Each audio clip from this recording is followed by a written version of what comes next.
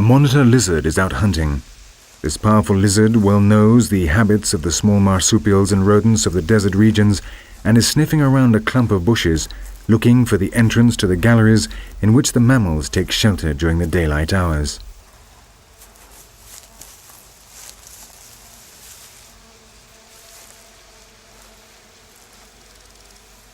In Australia, there are 20 species of monitor lizards, or guanas as they are known here.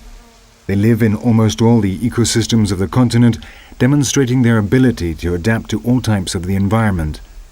They are, in a way, the final revenge of those enormous dinosaurs which, in remote times, over 100 million years ago, ruled over these lands, now changed beyond all recognition.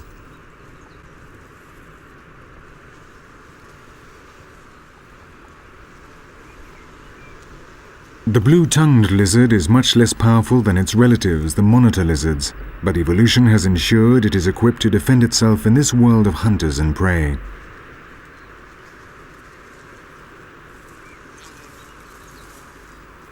A curious black-shouldered kite approaches and the lizard brings out one of its weapons.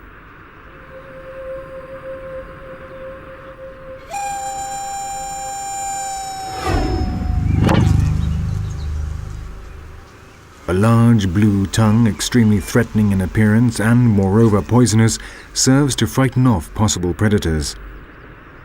This is not, however, the case of the black-shouldered kite, which after a brief inspection flies off. The Australian reptiles, like all the other classes of land animals, found their space within the generous and changing island in the southern hemisphere. But 50,000 years ago, a new creature arrived from the north. It was different from any of those already living here and had one devastating peculiarity. Instead of adapting to the environment, it forced the surroundings to change and to adapt to it.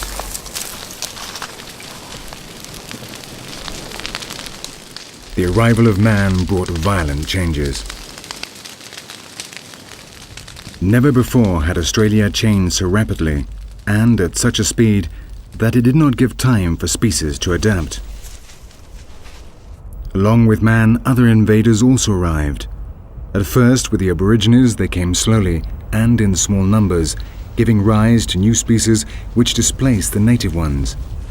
This is the case of the dingo and the marsupial wolf. But with the arrival of the white colonists, the influx of aggressive invaders posed a serious threat to the wildlife of Australia. Rats, rabbits, cats and foxes, asses and dromedaries, buffaloes and wild pigs laid bare entire regions.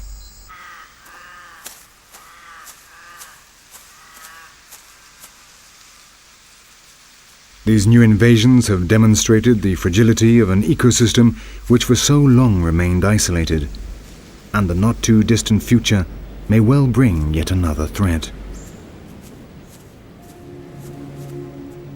Australia continues on its slow drift northwards at a speed of 6 centimeters a year.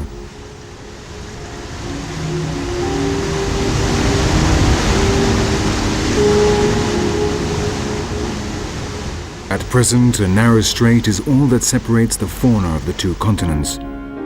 But what will happen when the animals of Asia and Oceania come into direct contact? There may well be enormous upheavals in the uncertain future of this continent. It is easy to imagine that the evolution of its landscapes and animals will undergo far-reaching changes. But probably when new specialized creatures adapt to the unique conditions of these forests or deserts, causing many of the evolutionary prototypes that now dominate Australia to die out in the farthest depths of the jungle with their Pacific and archaic way of life, there will continue to be echidnas and duck-billed platypuses. And, as in Gondwana in the distant past, there will continue to be mammals who lay eggs.